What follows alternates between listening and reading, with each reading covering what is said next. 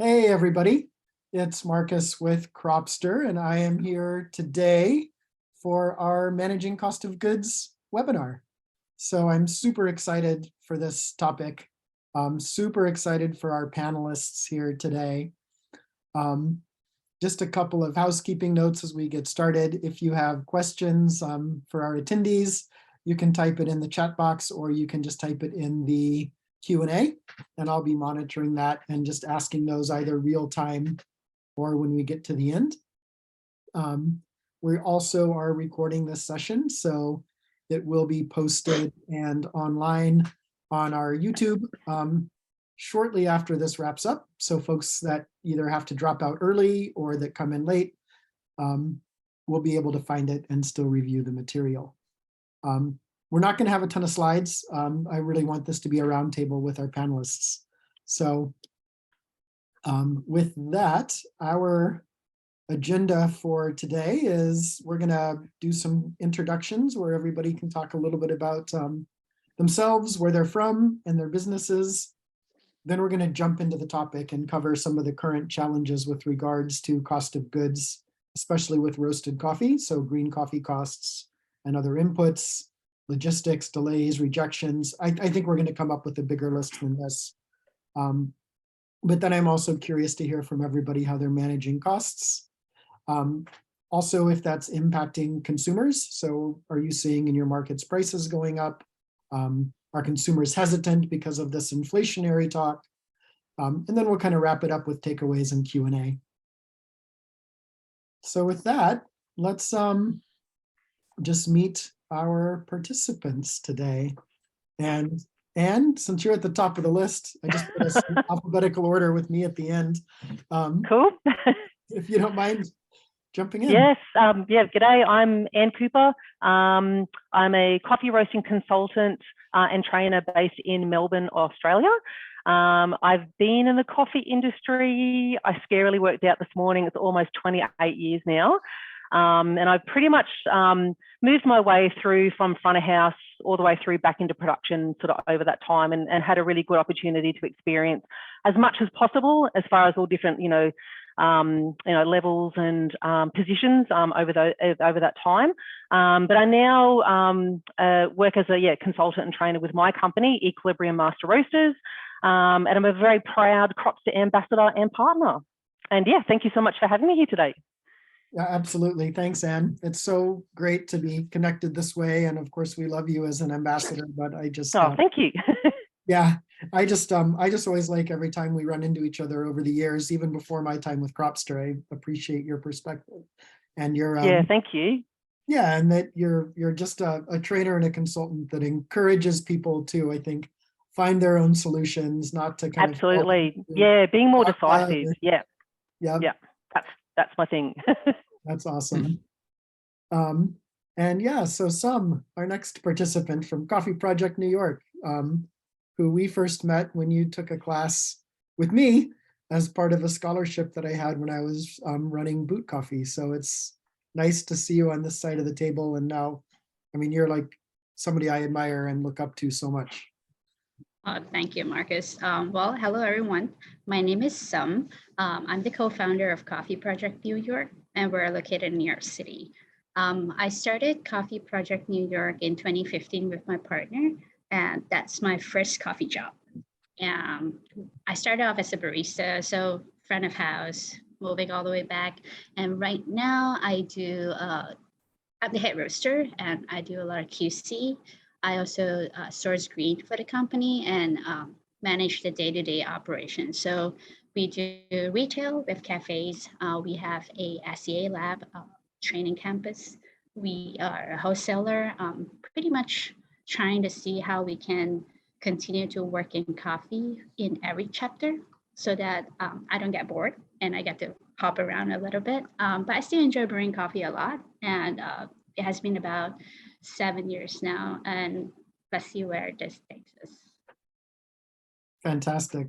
That's great. So retail and roasting and a campus, you're busy. But I think that perspective is going to be amazing for this topic today. So thanks for joining us. Thank you.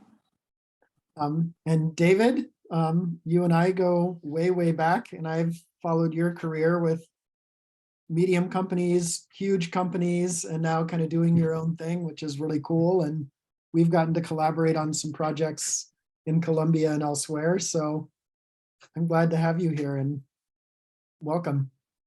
Yeah, thank you, Marcus, and hello, everybody. It's great to be here. My name is David. I'm with Pohl Coffee Consulting. I work as a consultant, supply chain certification, basically a range of different activities. I'm also the coffee buyer for 49th Parallel in Vancouver, British Columbia. In my background is for 15 years, I worked with coffee roasters, Equator Coffee in the Bay Area, amongst others. And for the past 6 years, I've been working as a consultant, basically with a whole range of different clients and projects, including the project in Colombia that Marcus mentioned. So great to be here and looking forward to the conversation. Oh, that's great. And I think your work with producers either in Colombia or with Finca Sofia brings a unique texture to this conversation as well. So thank you, David. Of course. And Nawar, we've just met, so I'm like super excited to hear more about you and your background. I'm like I'm the new guy in the group, I guess. So I doubt it. me, It's just our paths haven't crossed. yeah, probably. I've been in the industry for around 14 years, so I'm halfway there. I started my company around 6 years ago. I started a co-roasting space in Sydney. We're probably one of the first ones in Australia back then. Yep. Right after Police Collective, I think another year or so. I kind of liked the idea, and it was my first time I started kind of getting into the roasting, and I wasn't sure if I will be successful in wholesaling or should I be successful in working with a lot of human roasters together in one space. So this is where collective roasting solutions started. And yeah, we've been working. We went from 5 people to 25 people in year 1. We got to 50 roasters with us roasting together. So it's pretty good to have a perspective of working with very small cafe owners who wanted to become roasters and, take them through the journey. Obviously we helped them with the roasting education. Some of them, they were already part of it. They were, roasting somewhere else and they started their own brands. I started Stitch at the same time, so I can always be connected to the market and understand more about what's happening in the wholesale. So I can always kind of liaison for whoever want to come into the market as well. So give them a bit of a different perspective. Funny enough, it works together. So we're still running both of them. It's still around. During COVID and during what we're doing, we started manufacturing as well. So we manufacture drip bag and steep bag. So we're always looking to help the market to kind of branch out to different products where it could be kind of helpful for, the topic that we're going to be also talking about. How do you manage and what are the other things that you look for in the market? And we do have retail stores and online as well. So I have a little bit of everything and a little educational roasting as well. So yeah, too much. No, I think A the lot of perspective's great. Yeah, and as you were talking, I was already writing down notes as we talk about, how you're managing some of these challenges that we're going to dive into. I think these value-added products, steeped bags or instant coffee or drip kits, whatever they are awesome. So yeah, I'm excited to dive in. Yeah, and I'm Marcus Young. I'm with Cropster, managing our content and education and our marketing team here. But I'm also a coffee guy. I've been in coffee for 20 years and have had 2 roasting companies of my own. Have been a SCA trainer and involved with CQI and Q courses, and continue to keep my fingers in coffee a little bit as a consultant as well, buying coffee for Good Boy Bob in Los Angeles and also Coffee Systems Northwest up in the Washington area. So these are topics that I'm also faced with on a really regular basis. So I'm really excited about this. And I think, just to set the stage a little bit and why we're having this topic, there's a lot of pressures on coffee companies right now, no matter where you sit on the supply chain, with prices that have kind of been steadily increasing up until the last couple weeks, when we've seen some relief from that from a buyer perspective, hopefully not pain from a producer perspective.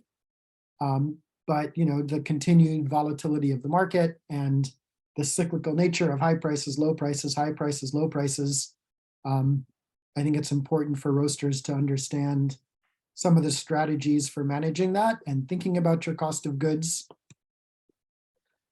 And then also today, we're in this world with these kind of freight monopolies, if you will, with like global shipping companies that are consolidated and that are facing pressures and facing demand for their services that far outstrips supply. And here you can see kind of global freight costs in US dollars over time from the last couple of years. And, it's every time I talk to importers, I always like to ask them, like, what does it cost to ship a container from Peru to the west coast of the US? Something that used to cost a couple of thousand US dollars now costs, maybe 10,000 US dollars. So there's very real impacts on that kind of a cost run as well.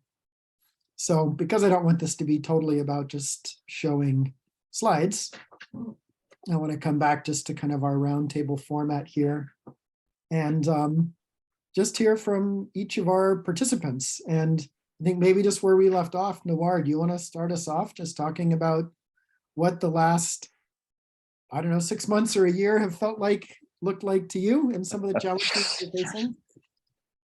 Yeah, definitely. We, in here, we were a little bit lucky in terms of the team. So we kind of were more prepared for a few little bits and pieces, which is good to be always prepared, right? But what we've seen in terms of the cost of goods, where, an invoice was at $2,000, it become almost $4,500, $5,000.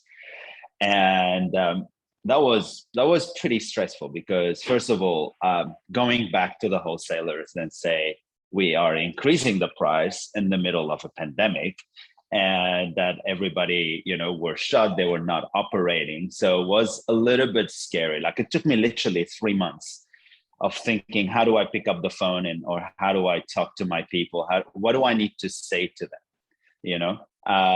So from that challenge, I started literally, I gave everybody around 5 months of heads up, because I felt like we took a hit, obviously, we had some coffee sitting in the warehouse. So we were kind of prepared. We had a really good Brazilian sitting there that really saved us, and I can tell you, if we didn't have that container, we will be in a big trouble today, because the cost is not just the coffee that went up, it's also the packaging, the delivery costs, the prices of fuel, all those things associated with it. But one of the biggest strategy was to be honest, be straightforward and tell them why the prices is going up. In some cases, we had to go up little by little. So we had to choose after 4 weeks, we add, $1, and then we can add a little bit and a little bit. So I literally did 3 price increases slowly to get where we are, and still not enough, to be very, very honest with you. The margin is so little in wholesale. So yeah.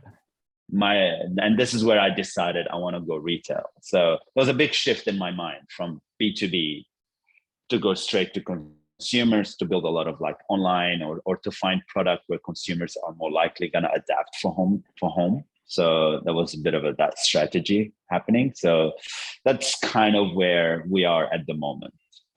Wow. Okay. To mitigate the price rise. Right. And I think, go ahead, Anne. can I jump in quickly? I was going to say, to sort of follow on from that, I think maybe sort of the biggest thing that I deal with a lot of roasters, from an education and training perspective, and a whole range, small, medium, large, really experienced and really new. and kind of maybe what was kind of driving some of Nawar's business perspective is that profit margin. And as we saw, like with everything increasing, we're realizing that we're seeing our profit margin shrinking. And then, so I'm sort of dealing with a lot of roasters that still don't know how to cost their coffee properly. And so taking them through a proper costing exercise and having, tools available to them, like a cost calculator and stuff like that. So like Marcus, like you'll see on my Equilibrium page, I've got a cost calculator pinned to the top of the page that roasters can access at any time, just to sit down and try and work out their costs. And yeah, definitely, like, yeah, as Nawar would have realized that, yeah, as things are increasing, like the basic cost of goods, everything's getting, that profit margin's getting squashed. So where do we turn to? And yeah, so definitely, yeah, helping roasters better understand how to cost their products better, because then we can then better communicate to our consumers and take then consumers on that journey with us. Because I think I said to you before, Marcus, more than ever, we need consumers more than ever. I think in our industry, we need them. And so, yeah, so that's, yeah, sort of, yeah, where I've sort of been with that whole side of things, is helping roasters understand how to cost properly and understand what's happening to their profit margin, where can they make better tweaks, with what's leading up to that final cost price, and then, yeah, making that decision on what profit margin percentage do they need, and then how do they adjust accordingly. Yeah. Yeah, I And really appreciate just to add one thing really quickly, also Australian market is such a small market, right? Like we don't have a lot of people, and and here the property is so expensive that most of the people money is in property, so they don't have a lot of cash to spend on extra stuff sometimes, comparing to the US market or to other market where now it started to take off in Canada with the pricing of the property, right? Like the last 4 or 5 years, but we've been going through it for 15 years or 12 years of the price going higher and higher. Melbourne. Yeah. Right. Yeah, One of so it's insane. Yeah, these are all great comments. I was thinking, and first of all, on the costing, such a critical thing, and just having a more than a basic or gut feeling understanding of what your costs are, your overhead, your variable costs. Correct. In addition to the green cost, and having a kind of a plan of action for that.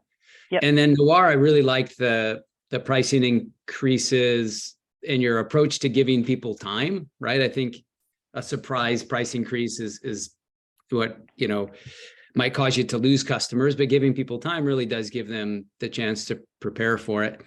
And I was curious to know if there was much pushback, because it seems like you gave it a very thoughtful approach. And how much pushback did you find with the price increases? From my end, from a wholesale perspective, I think we were very, very lucky because we had a very strong relationship. And I think that's where you, as being good in what you're doing, is to build really good bridges with the wholesale. I only had 1 or 2 people that were paying, but out of 40 is not a bad number.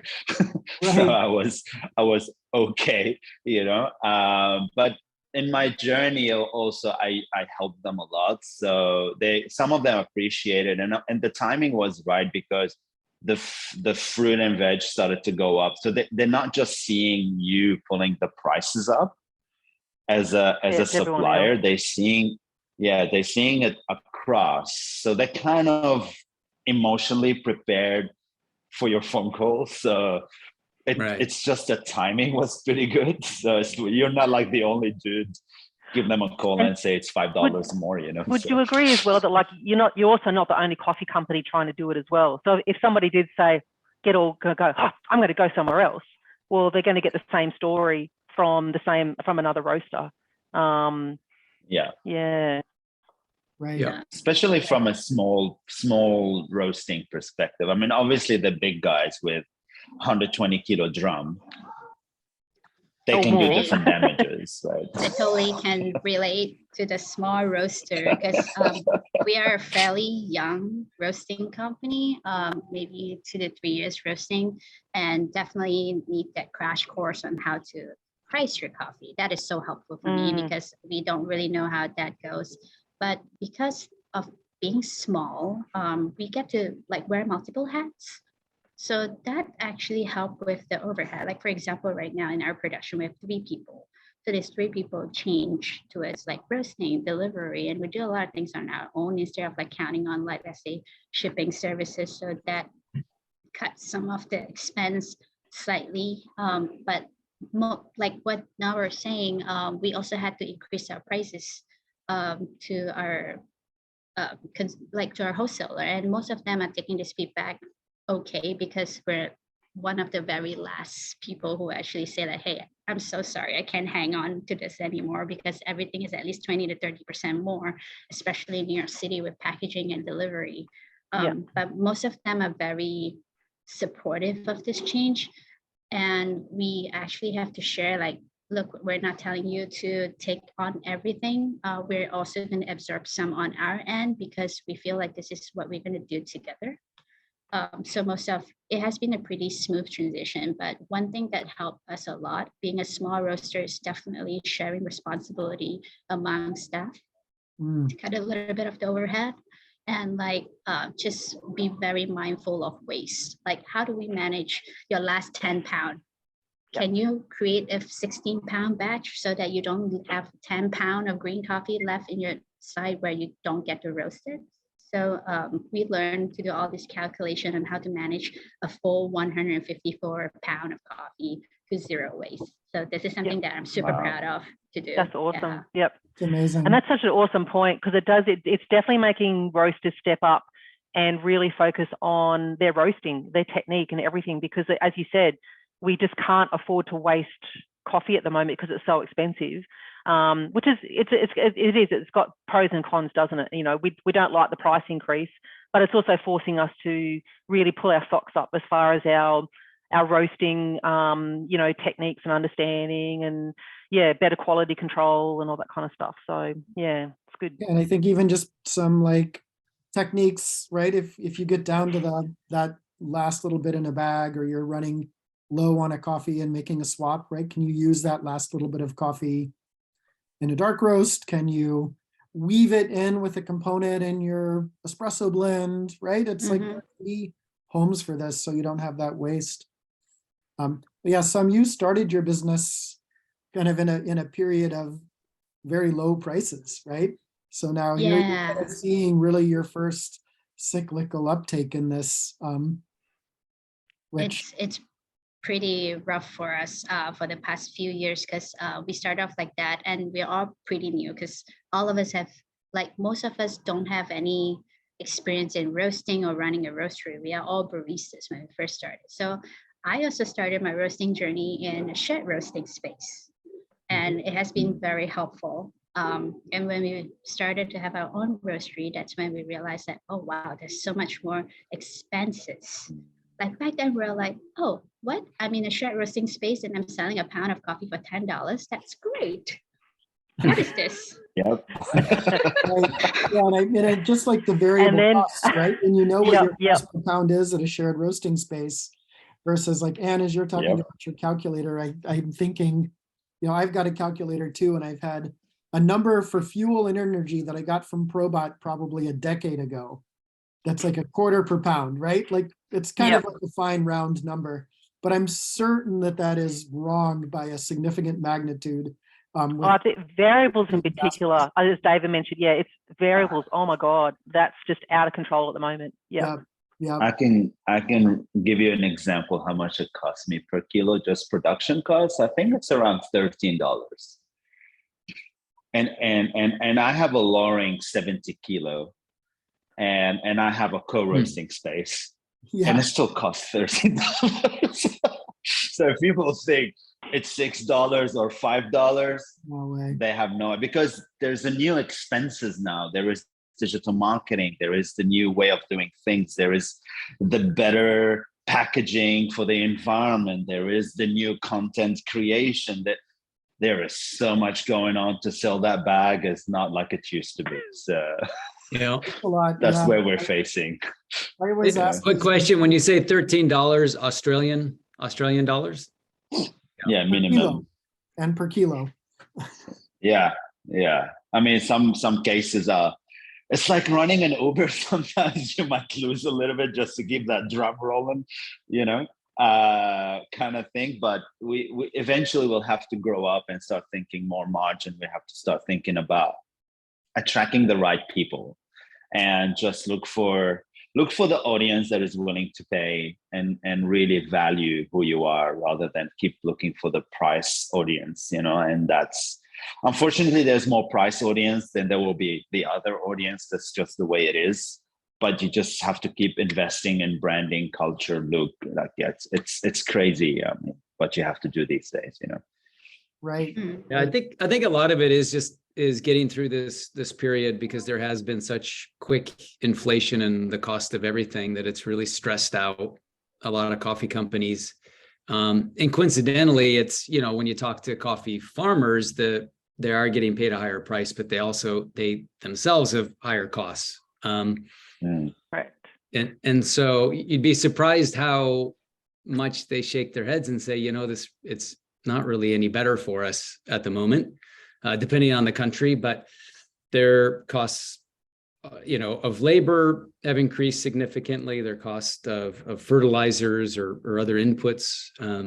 They of course have to get their coffee to market. So fuel is also an issue that's gone up for them. The thing is, I think for all of us, we're just experiencing kind of the shock of inflation. But Marcus, you and I have had this conversation, and Right. you know, you've talked about kind of the law of averages, or things average out over time. Yeah, We've it's been like in this long weathering the enough. storm, right? It's Yeah. it's like, yeah, Yep. maybe my margin's only my wholesale margin, right? Maybe my target's 35%. And before my price increase, right, maybe it was 20% because of all of these pressures. So I raise my prices and I get back to 35%. Well, right, when the market goes back down, maybe my margin's going to be 40% for a while.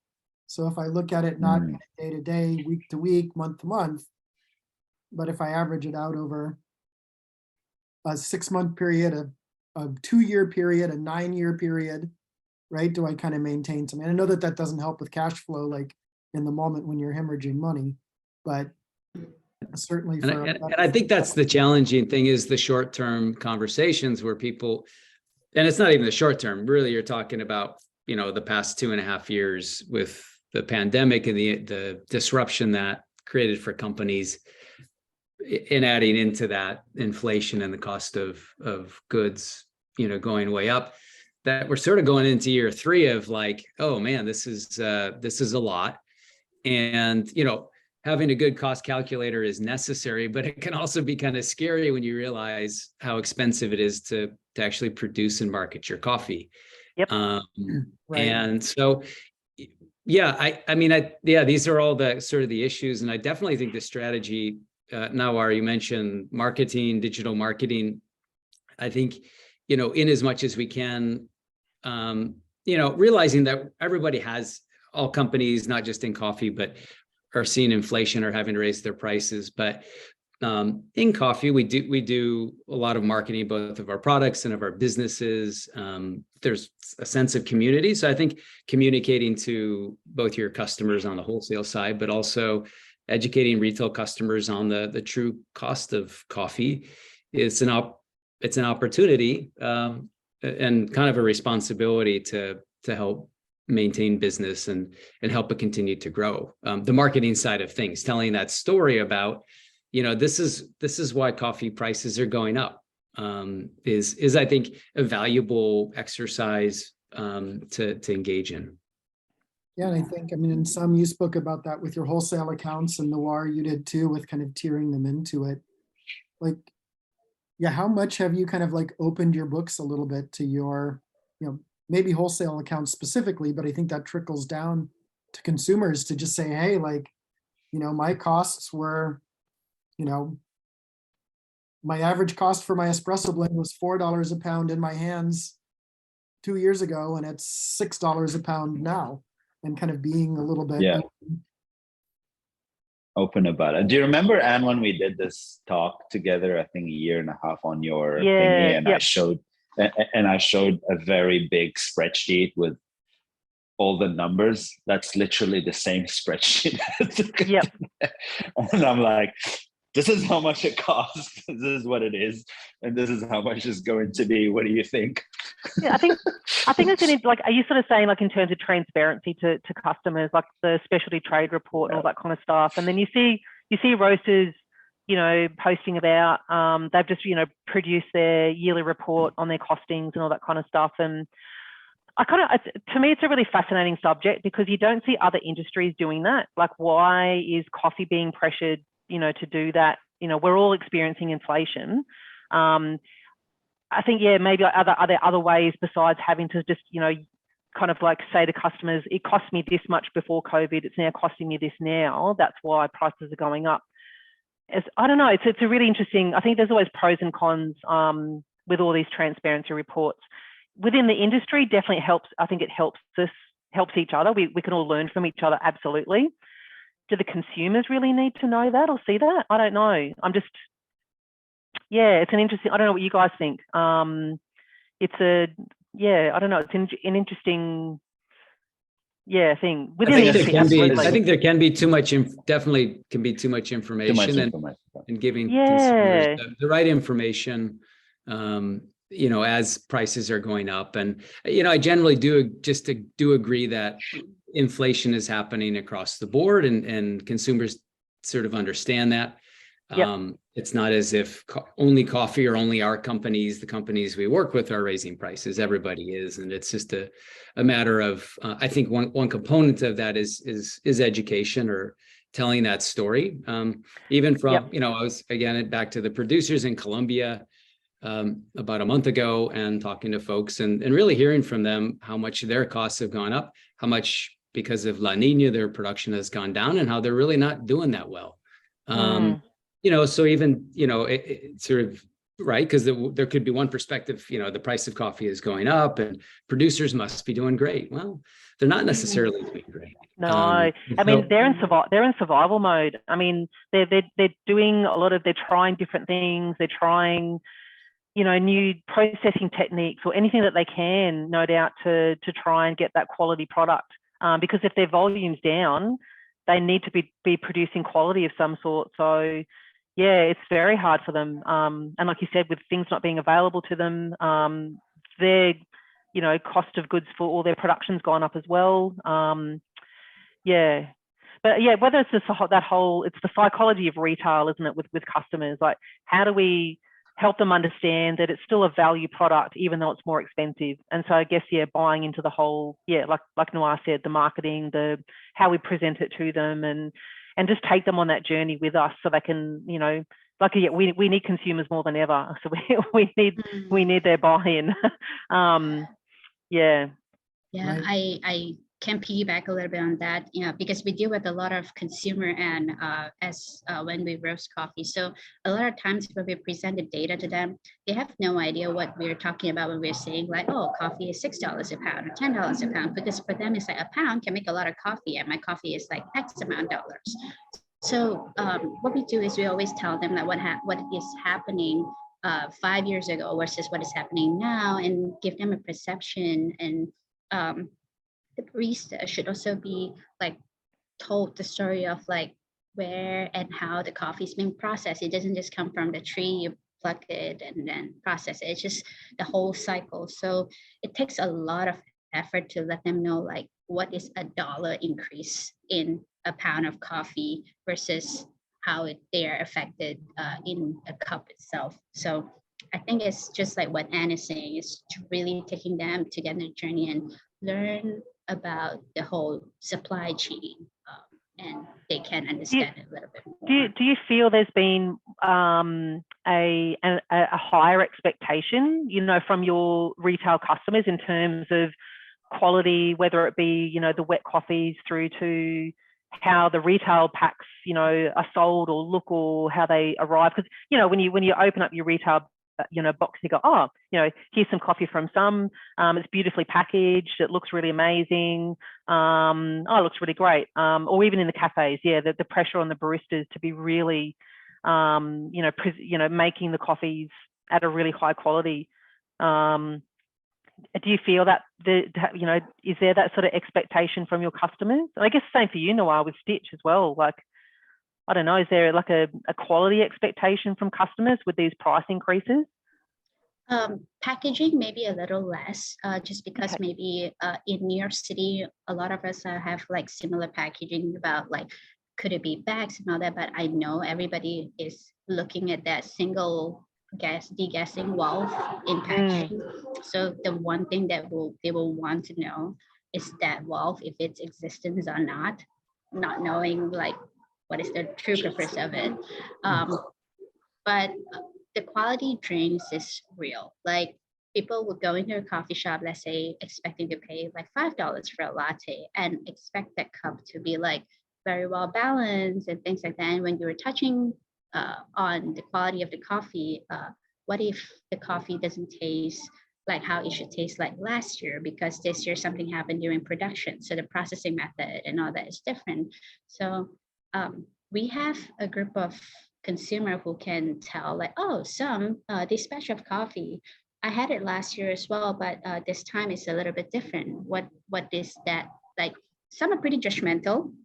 So it takes some effort to actually tell them like, hey, this is agriculture. Sometimes things happen, but we're there to stand by with the farmers. We can't say like, this is not good, we're not buying it this year, la, la, la. People just want to hear some explanation, but the expectation for the quality of coffee is definitely still very high, as long as they know that they're stepping into a specialty coffee shop. I think, I mean, you've cultivated an amazing customer base that can even think about coffee that way, right? That's like that aware that from year to year, they're primed to hear that information, right? It's a testament to, I think, not just the quality of coffee that you're serving, but like the quality of service that people are experiencing from your team and in your stores. Like that's. Yeah, I think that the accessibility of information for coffee in New York City in general is pretty high. Like people who are already drinking specialty coffee know how to treat it, and most of them like really good home brewers. So it just takes a little bit more effort to tell them like, yeah, this is what's happening. We're all trying our best, and we will try even harder next time. Did specialty coffee, just a quick question, did specialty coffee, because I was in Canada, I just came back actually. I was kind of blown away with the pricing and the perception, of specialty coffee in Canada. I went to Toronto, Quebec City, and Montreal. And I didn't go to Vancouver, just the airport. But next time. There is a 49th in Montreal as well. Yeah, I know. I've seen it. It was freaking awesome. It was huge. Oh, nice. The store. Great. Yeah. That's a big store. So in terms of America and Canada, when specialty coffee started, they didn't compare themselves to Tim Hortons or Starbucks, right? You guys established a whole new concept and you price yourself very differently. I just want to know if what I saw was actually, because in Australia, I think we didn't price ourselves very differently from the commercial. Like we still haven't disconnect ourselves in the comparison. Right. So how did you guys do it? That's what I want to know. Because it's not the same. Is like the fact that, when like Pete's and Starbucks were coming up, 50 years ago, 40 years ago, that was already something so different than like the diner coffee, right? Like the coffee at like the breakfast joint, the Tim Hortons style coffee. And as time has gone on, like those coffees are expensive.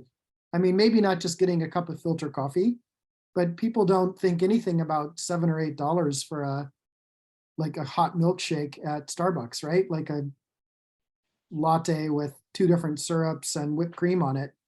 Like that's already pretty expensive. Like if they become a true coffee aficionado, their price might actually come down if they go into some shop and buy like a cappuccino or a lovely single origin.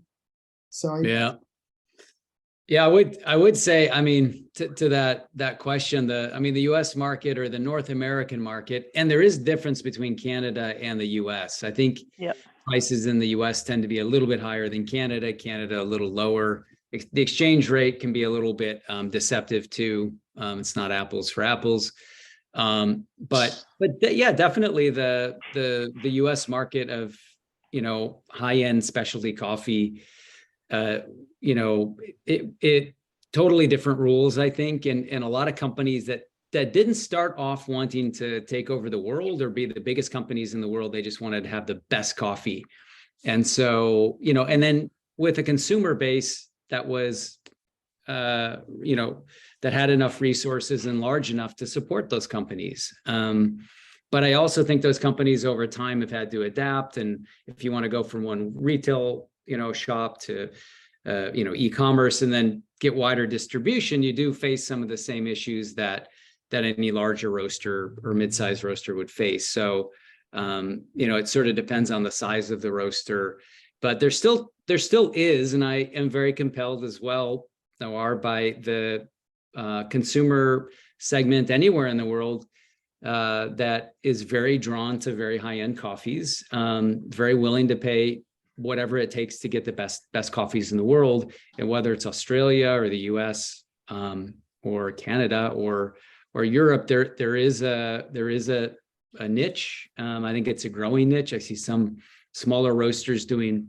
very well, selling very high-end coffees at prices that seem crazy. And I think that's very interesting. I was going to make a comment though about the flip side with this conversation about inflation, that there also does kind of need to be creativity around, they're thinking about and considering the fact that people are really struggling with inflation and their own household economies, but offering products that have value, right? Offering really good coffees that appear to have, or that really do have better value for the consumer.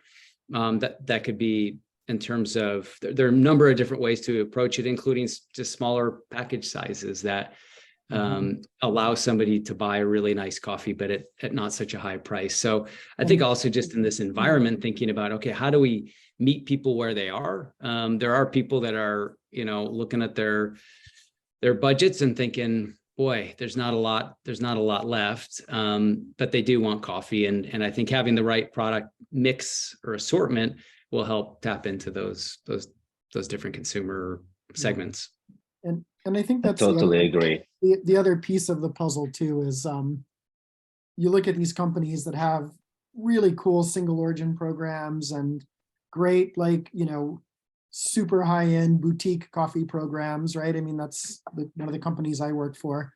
But if you, as I survey roasters around the country and always try to find out what's your best-selling product, right?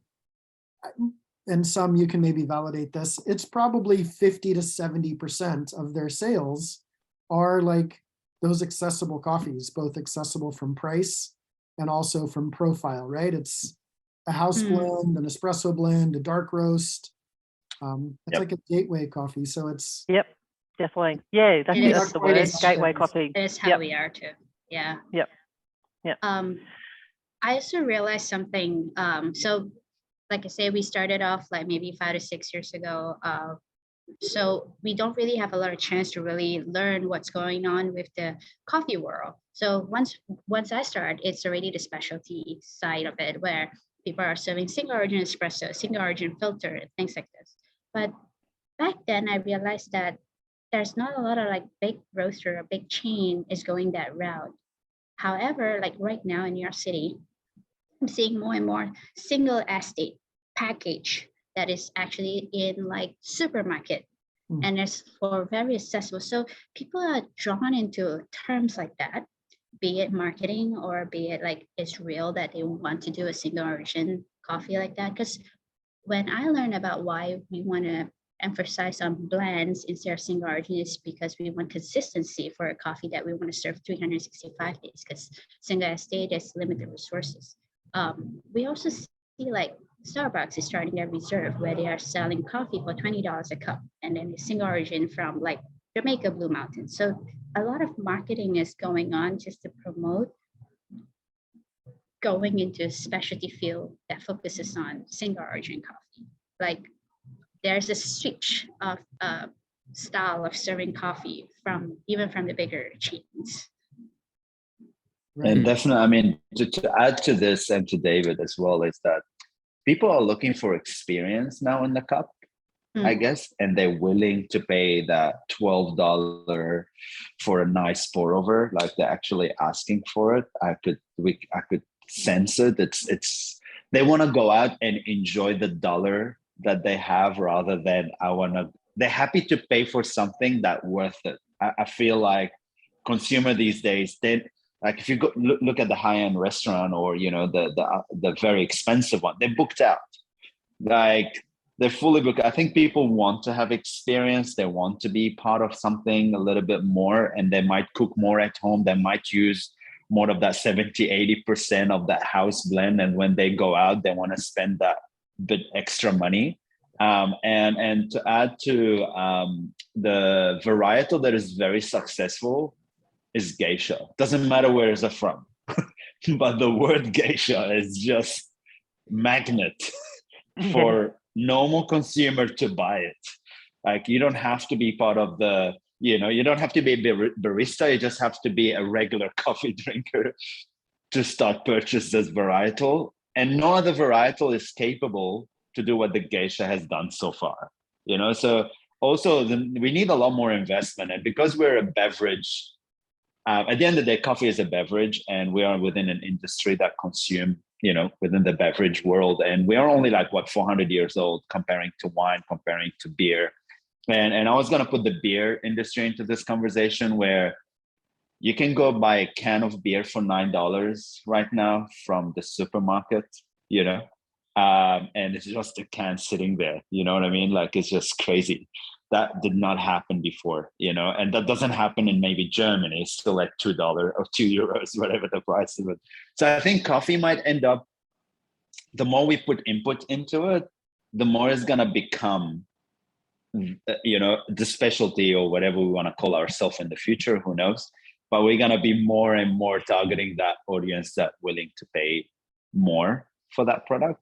So maybe that experience and us focusing on really awesomeness, it's gonna pay off, but we just have to hang around long enough, I guess, and be very smart in our decision making today. So no, and Nawar, that feels like a good segue. I mean, we have a few minutes left here, but you at your introduction talked about new products as well, and seeking, in some ways, I think a new customer segment with steeped bags and drip bags, and I know here, there's a vibrant startup market of soluble coffees that are very high end, and frozen capsules from here, right? It's all of this stuff, but at the end of the day, it is all a value added product, and ready to drink, right? That's kind of been a thing now for a long time. But I'm just curious, approaches there. I believe one thing though.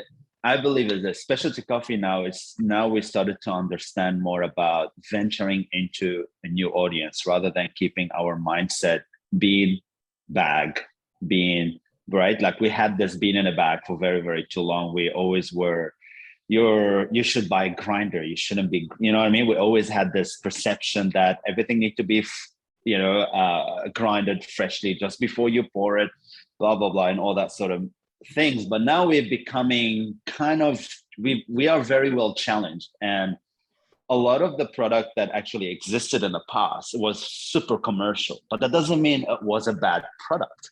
It doesn't mean it's a bad technology. It's actually a great technology. It existed. We're not bringing anything new. All we're doing is we're putting passion, love, and good quality coffee. Right. Do you know what I mean? Good quality coffee. That's all we're doing. It's and you mentioned Tim Hortons, wow. which I think, from that perspective of even a Tim Hortons style diner coffee, right? That's a dream of mine, is to have a slightly better product like that as a gateway for people, right? I mean, it's let's meet people 100%. where they are and demonstrate that it's a little bit better. I agree. I was blown away with concentrate, and I just started doing concentrate, and I'm trying to learn. And learning more about the instant. Like the pour overs are a great concept, but they've been around for 12 years, right? In Japan, they've been doing it, I think probably their first financial crisis that they had, that realized they need to go, to certain audience. But then when you look at the concentrate, then we started the instant, and you're starting the RTD, and then you start comparing specialty product versus this. You'll be like, man, all we need to put some, a little bit more help, we just have to go ahead and do it. But the only thing that's stopping us is the manufacturing process and how expensive it is and all that. So, and this is what I try my best. What I do is I try to bring few people together. It's like the car industry. It's like, some cars actually made out of different car parts, and I'll be like, hey, do you want to jump with me on this run? And we just have different labels, but I think it's okay. But let's just test the market together. Let's just have oat, flat white together and see what happens. So I think collaboration, 10,000 or 20,000 packets are a lot to move. It's too much money. Like I can tell you right now, it's very stressful. But you have to take some risks, right? So. Right. I very much like the conversation about the new products and innovation and how that ties into the experience, and that coffee doesn't have to be one, singular experience. There are lots of ways to appreciate it. And for me personally, I think anything that helps bring the consumer, brings people back to the product in a way that connects them to it, so they see value or increased value in it, that's good for the industry. That's good for all of us. 100%. Yes. Yeah. Amazing. How much time have we got, Marcus? Because I was gonna. Yeah. I really love, in our pre-conversation, this is going to flip the conversation in a completely different direction again, but I really loved David's story about dealing with, in particular, like, we've bought a really great coffee, but it gets stuck in shipping. And then how do we deal with that as roasters? And then what does that then do to our final, we've got this cost of goods that was at X price. It's potentially now not the quality that it was. How do we then move through that whole process as roasters in terms of how do we sell that product, or how do we deal with it? But yeah, David, I really loved that whole experience that you had with that particular coffee. Yeah, that quandary. I think we have time to absolutely visit that to kind of wrap this up a little bit, because it does sum up a lot of the challenges that we're facing. And I think it does also kind of continue this like commitment to the consumer, right? Because you've got this coffee that doesn't measure up. Like, what do you do with it without? Yeah, and you've got to have a particular direction for it to go to the consumer. So the whole process from buying to getting it to the consumer. Yeah. So that's David, take it away. Tell the story for our attendees. Well, yeah, and I'll tell the story sort of generically, but I am happy to see coffees arriving more quickly these days. So that scenario hasn't been happening as much, but I think it's still very much a risk. And I know it takes longer for coffee to get to Australia generally than North America, depending on where it's coming from. But I just had coffee arrive from Burundi to New Jersey. It's going to the West Coast. And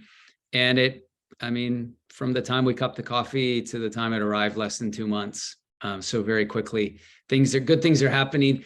But I do think when you buy coffees, and particularly these very nice coffees we're talking about, there is some unaccounted for liability related to shipping.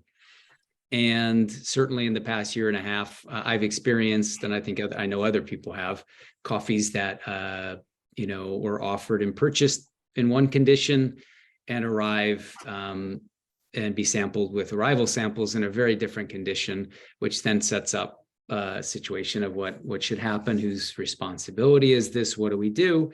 And I definitely think, there are all sorts of David, not sorry to interrupt, but just to get a little bit specific for folks that are watching, it's situations where like the coffee arrives at the port and there's just delays at the port. There isn't enough staff. People are out with COVID. There's union issues, and it sits in a container on a concrete at a port for 6 weeks before it's ever clears customs and stripped and moved to a warehouse. Like these kinds of situations. I mean, I literally had shipments that took upwards of 6 months from the time the process began to arrive to their destination. And all sorts of bad things can happen in those 6 months. And we've kind of seen it all. And depending on the contract and the coffee and who's responsible and who's put money, out for that coffee, it can be easier or hard to get out of that, or decide what to do. But I definitely think that, yeah, it was interesting. It really opened up a whole new kind of area of concern for me when we're talking about high-end coffees. Really any coffee, but definitely high-end coffees that are susceptible, and that, susceptible because we have, for all the reasons we've been talking about, we have as the buyers and roasters, and our customers have, because they're paying their ever higher prices. They have really high expectations for these coffees. So to me, it kind of comes down to a couple of things: being very, very careful with shipping and understanding, and spending a little more time and potentially even a little more money to get that coffee to you quickly. I think that's important.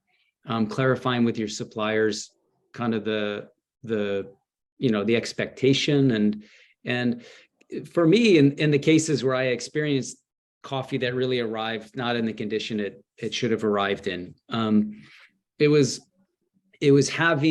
going through the what if scenarios with your suppliers, people that aren't large multinationals, right? That could just they can weather a rejection, it's no big deal. But people who really are impacted directly by a potential rejection, talk through those what if scenarios with them, so that what's going to happen. And in that what if scenario, it shouldn't just be, well, we'll deal with, if something happens, we'll deal with it. Okay, no, but what would happen in this case if there really were a quality issue? How would we handle that? And going through the steps, I think that's very important to do. And frankly, I had not had to do as much of that until the past couple of years. So I guess then, do you feel then like, you accept that coffee knowing it's arrived in that, sort of, not in the same condition as expected. So then, how do I say, in terms of the on-flow effect then through to, the roasters, we roast it, we cost it accordingly. Do we then feel that we shouldn't be costing it the same as what we were hoping to? Yeah, I mean, kind of, is that yeah, the cases that I'm sorry. Oh, I'm sorry. In the cases that I was involved in, because that's a great question. And I think, there were two things happen. One, the coffee was, try to find another buyer for that coffee, because it may still have value for somebody. Somebody may evaluate it in a different way than you are. And that's entirely possible. That happens all the time. There's a great amount of diversity in the market. Somebody may just need a coffee from Costa Rica or Panama or Colombia, and the quality may not matter as much. The price expectation may be very different. So that's one thing, is to see, well, maybe there's somebody else who this could work for. The other thing is and what happened as well was the coffee would have just been downgraded and used for a more humble origin, or more humble product. One, for which perhaps the roasting was a little different, to help kind of mitigate some of that. But also, if you're paying $5 or $6 per pound of coffee, the expectation is very high. You're expecting an 87 plus coffee. But if it comes in at 84.5 or 85, it's still okay. The coffee's not ruined, but it isn't the coffee that it was. So I think just downgrading it to the blend, and that's where the losses can come in, because on single origin coffees that are of very high quality, people will pay the market price. And all the companies that I've worked for, you charge the market price. There isn't just a flat price for single origin coffees. It's whatever it costs. So you do downgrade it. You do run the risk of losing some margin as you go through that coffee. But I think really trying to mitigate that through shared responsibility, through conversations about what happens if there is a quality claim, having those conversations ahead of time. even And- if this doesn't happen for another 20 years with logistics, it'll probably happen again. Yeah. And we should So all be relationships. careful. Yeah. So relationships are really key in this Really whole kind of cost of goods thing. And it's Especially because we're facing so many intrinsic issues with whether it be the freight, the coffee fading, agricultural variations, just everything. It's a whole. and it is like it's like Yeah. all the more reason to like lean into your supply chain, right? And have strong relationships with an importer, even if they're just handling like logistics and shipments. It's, when these things happen, these aren't uncommon situations for importers, right? They're buying such huge volumes of coffees that often something doesn't measure up. And when you're selling to, a huge buyer, like it's a pretty like hard and fast, like, nope, it's not at that quality. And then you just got to do something with it as an importer. So, letting your importers help you navigate this. And if it comes to that, leaning into them and having an honest conversation, they're also more likely to have the network to find another buyer for it, either from their own customers or, like in my case, when I was a trader, we had another importer that was much more commercial that could always take like 82-point coffees off our hands. So yeah, I think it is, and that's relationships, absolutely, Anne. Yep. And the one other thing regarding the shipping part of it, because to me that really is key, is the importers have a good sense for shipping routes and bookings, but also exporters and even the larger like farmers or groups, they know who's moving coffee into where.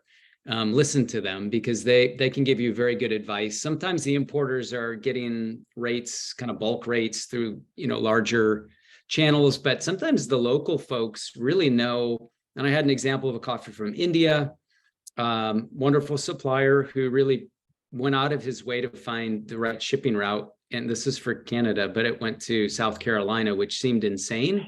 But sure enough, it got there quickly. It had to be shipped across the country, but it was a fantastic coffee. It arrived in absolutely perfect condition and quickly and relatively cheaply. And I don't think, just sort of a casual request to an importer would have yielded that route or that result. Yeah, no, that's a great example, because it's lots of folks want to feel like they're dealing direct, or you meet a producer, you find their coffee and it's not just on somebody's spot list. Let them kind of figure out the best routes. And if there is an importer of record even that's not doing much work, let it start with that exporter. That's great, David. Cool. Well, we are well past an hour now, and I think this was great. I mean, I wanted this to be a roundtable because I thought we would kind of roam around a lot of topics, and I really love that we spent so much time really kind of focused on our customers, right? If they're wholesale, or if it's somebody visiting a shop, or somebody looking for a new type of coffee and like a tea bag or something, it's all equally important. And I think it's just the optimism of all of us, and maybe coffee in general, that we have all of these challenges, but we spent far more time talking about opportunities and how we kind of face them. So I think that's a pretty important takeaway. I really appreciate it. Any last takeaways from you all before we sign off here? It was really nice to be on the panel. Thanks, Marcus, for organizing this. And I think clearly there's a lot more to talk about. I know my brain's already just going, well, what about this? I know so many things. I'm biting my tongue as well, but this is a really good start and hopefully helpful as people are able to tune in and watch this through Cropster. Thanks, Marcus. Thanks, Cropster. Great to meet you all. And I hope we stay connected. Yeah, absolutely. Same here. Thank you. It could go to 5 hours though next time. Easily. Well, maybe we can maybe make the promise that we will part keep in 2. touch, and at least with our group we can share future ideas, and we could get one of these on the books for after the new year, right? When folks are exactly a sigh of relief after the holidays. Yeah. Yep. Like have a part 2 for sure. Yep. That sounds great. Well, thanks everyone. And Thank you, everyone. Thank you. We'll catch everybody later. Bye-bye. Cool. Thanks. Bye-bye. Bye-bye. Bye. Thanks, everybody. Bye-bye.